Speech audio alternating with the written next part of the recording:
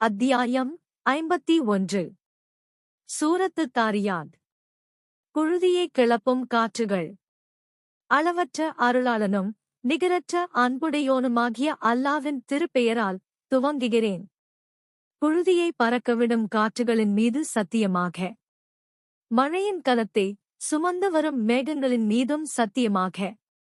கடல்களில் இலகுவாகச் செல்கின்றவைகளின் மீதும் சத்தியமாக. கட்டளையை பங்கிடுவோர்களான வானவர்கள் மீதும் சத்தியமாக. நற்செயலுக்கு நற்கூலியும் தீய செயலுக்கு தண்டனையும் உண்டென்று நிச்சயமாக நீங்கள் வாக்களிக்கப்படுவதெல்லாம் உண்மையானதாகும். நிச்சயமாக செயலுக்கு தக்க கூலி கொடுக்கப்படுவது நடந்தே தீரும். பாதைகளையுடைய வானத்தின் மீது சத்தியமாக.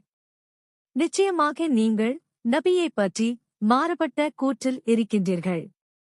அல்லாஹ்வுடைய தூதர் கொண்டு வந்த உண்மையான விஷயங்கள் ஏற்பதை விட்டும் திருப்பப்பட்டவர் வேதமாகிய அதை விட்டும் திருப்பப்படுகிறார். பொய்யர்கள் அழிந்தே போவர். அவர்கள் எத்தகையோரென்றால் தங்கள் மடமையால் மறுமையையே மறந்தோராய் இருப்போர் ஆவர்.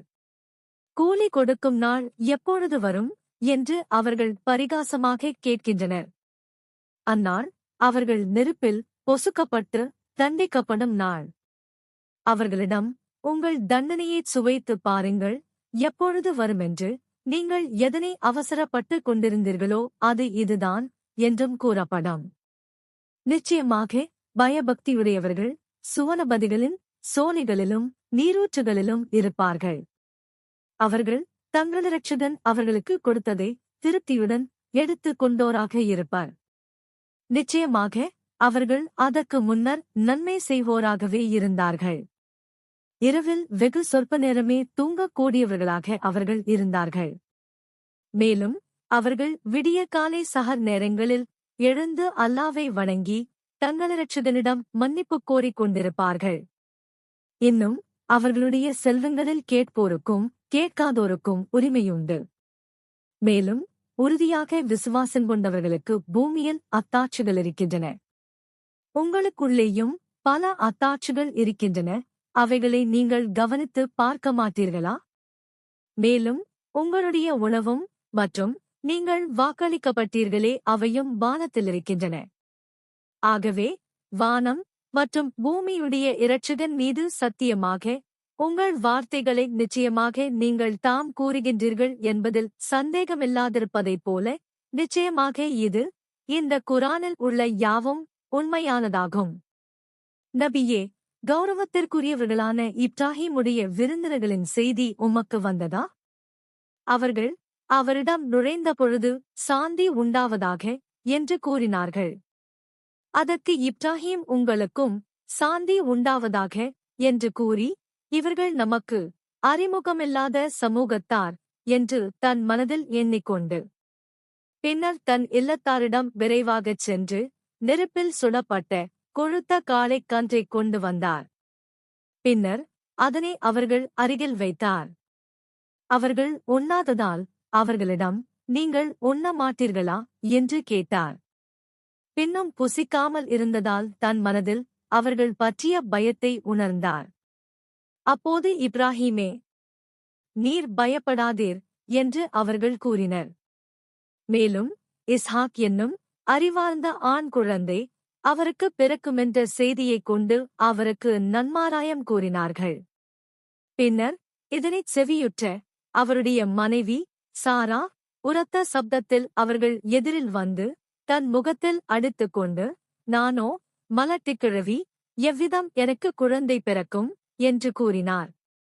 அதற்கவர்கள், இவ்வாறே உமது இரட்சகன் கூறுகின்றான், நிச்சயமாக அவனே தீர்க்கமான அறிவுடையோன், யாவையும் நன்கறிந்தோன் என்று கூறினார்கள்.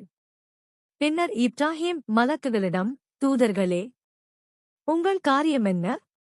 எதற்கு நீங்கள் இங்கு வந்தீர்கள் என்று கேட்டார்.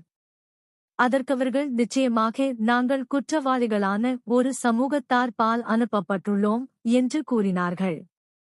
நாங்கள் அவர்களின் மீது களிமண்ணால் செய்த சுட்ட கற்களை எறிவதற்காக அனுப்பப்பட்டுள்ளோம். வரம்பு மீறியவர்களுக்காக உமது இரட்சகனிடத்தில் பெயர்கள் எழுதப்பட்டு அடையாளமிடப்பட்டவைகளாக அவை இருக்கின்றன. ஆகவே அவர்கள் அழைக்கப்படுவதற்கு முன் விசுவாசம் கொண்டவர்களிலிருந்து அந்நகரத்திலிருந்தவர்களை நாம் வெளியேற்றிவிட்டோம். பின்னர் அதில் முஸ்லிம்களிலிருந்து ஒரு வீட்டைத் தவிர மற்றதையும் நாம் காணவில்லை. மேலும் துன்புறுத்தும் வேதனையை பயப்படுகிறார்களே, அவர்களுக்கு அதில் ஓர் அத்தாட்சியை நாம் விட்டு வைத்தோம். மேலும் மூசாவின் சரித்திரத்திலும் ஒரு படிப்பினை இருக்கின்றது. தெளிவான சான்றுடன் ஃபிரௌனின்பால் அவரை நாம் அனுப்பியபோது அவன் தன்னுடைய பக்கபலமென்று நினைத்த படைகள், அதிகாரம் ஆகியவற்றின் பலத்தால் அவரை புறக்கணித்தான். இன்னும் இவர் சூனியக்காரர் அல்லது பைத்தியக்காரர் என்று அவன் கூறினான். ஆதலால் அவனையும் அவனுடைய படைகளையும் நாம் பிடித்தோம். பின்னர் அவர்களைக் கடலில் எறிந்துவிட்டோம். அவனோ என்றென்றுமே நிந்தனைக்குள்ளாக்கப்பட்டு விட்டான். ஆதுவின் சமூகத்தார்களிலும் ஓர் அத்தாட்சி உண்டு. அவர்கள் மீது நாம் நாசகரமான மலட்டுக் காற்றை அனுப்பிய சமயத்தில் எப்பொருளிலிருந்தும் அதன் மீது அக்காற்றானது கடந்து வந்து அதை மக்கிப்போனதைப் போன்று ஆக்கியே தவிர அது விட்டு வைக்கவில்லை. சமூதுவின் கூட்டத்தாரிலும் ஓர் அத்தாட்சியுண்டு. நீங்கள் ஒரு காலம் வரையில் சுகம் அனுபவியுங்கள் என்று அவர்களுக்கு கூறப்பட்டபோது தங்கள் இரட்சகனின் கட்டளையை அவர்கள் மீறினார்கள். ஆகவே அவர்கள் பார்த்துக் கொண்டிருக்கும் பொழுதே பயங்கரமான பெரும் சப்தம் அவர்களை பிடித்துக் கொண்டது. ஆகவே அவர்கள் நிற்கவும் சக்தி பெறவில்லை. நம்முடைய வேதனையிலிருந்து தப்பிக்க எவரிடமிருந்தும் உதவி பெறுபவர்களாகவும் அவர்கள் இருக்கவில்லை. இவர்கள் அனைவருக்கும் முன்னர் நூவுடைய சமூகத்தாரையும் நாம் அழித்துவிட்டோம். நிச்சயமாக அவர்கள் பாவம் செய்யும் சமூகத்தாராகவே இருந்தனர்.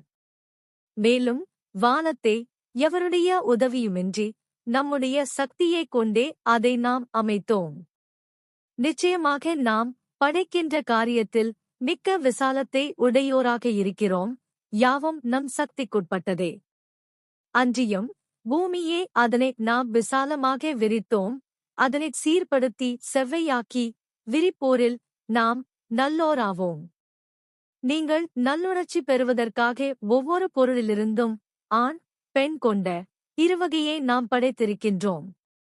ஆகவே நிராகரிப்பு, பாவம் ஆகியவற்றிலிருந்து விலகி அல்லாஹ்வின் பக்கம் நீங்கள் விரைந்து செல்லுங்கள். நிச்சயமாக நான் அவனிடமிருந்து உங்களுக்கு தெளிவாக அச்சமூட்டி எச்சரிக்கை செய்பவனாக இருக்கிறேன். மேலும் அல்லாஹ்வுடன் வேறொரு வணக்கத்திற்குரிய நாயனை ஆக்காதீர்கள். நிச்சயமாக நான் அவனிடமிருந்து உங்களுக்கு தெளிவாக அச்சமூட்டி எச்சரிக்கை செய்பவன் என்று நபியே நீர் கூறுவீராக. இவ்வாறே அவர்களுக்கு முன்னிருந்தார்களே, அவர்களுக்கு எந்த தூதரும் வந்ததில்லை. அவர்களிடம் வந்த அத்தூதரே சூனியக்காரர் அல்லது பைத்தியக்காரர் என்று அவர்கள் கூறியே தவிர இவ்வாறு கூறுமாறே அவர்கள் தங்களுக்குள் பரம்பரையாக ஒருவருக்கொருவர் உபதேசம் செய்து வந்தனரா? இல்லை, அவர்கள் இயற்கையிலேயே அட்டூழியம் செய்யும் கூட்டத்தாராவர். ஆகவே நபியே நீர் அவர்களை புறக்கணித்து விடுவீராக. அதற்காக நீர் நிந்திக்கப்படுபவரல்லர். மேலும் நபியே நீர் நல்லுபதேசம் செய்வீராக. ஏனென்றால் நிச்சயமாக நல்லுபதேசம் விசுவாசிகளுக்கு பயனளிக்கும். மேலும் ஜின்களையும் மனிதர்களையும் என்னை அவர்கள் வணங்குவதற்காகவே தவிர நான் படைக்கவில்லை. அவர்களிடத்தில் என் படைப்புகளுக்காக நான் யாதொரு உணவையும் நாடவில்லை. அன்றியும் எனக்கு அவர்கள் உணவளிப்பதையும் நான் நாடவில்லை. நபியே நீர் கூறுவீராக, நிச்சயமாக அல்லாஹ் அவன்தான் யாவருக்கும் மிக்க உணவளிப்பவன், பலமுடையவன், உறுதியானவன். எனவே நிச்சயமாக அநியாயம் செய்துவிட்டார்களே, அவர்களுக்கு முன் வாழ்ந்த அவர்களுடைய சிநேகிதர்களுக்கிருந்த பங்கைப் போன்று வேதனையில் பங்குண்டு. ஆகவே அவர்கள் தண்டனைக்காக என்னிடம் அவசரப்பட வேண்டாம். ஆகையால் நிராகரித்தோருக்கு அவர்கள் வாக்களிக்கப்பட்டுள்ளார்களே, அத்தகைய அவர்களுடைய நாளில் கேடுதான்.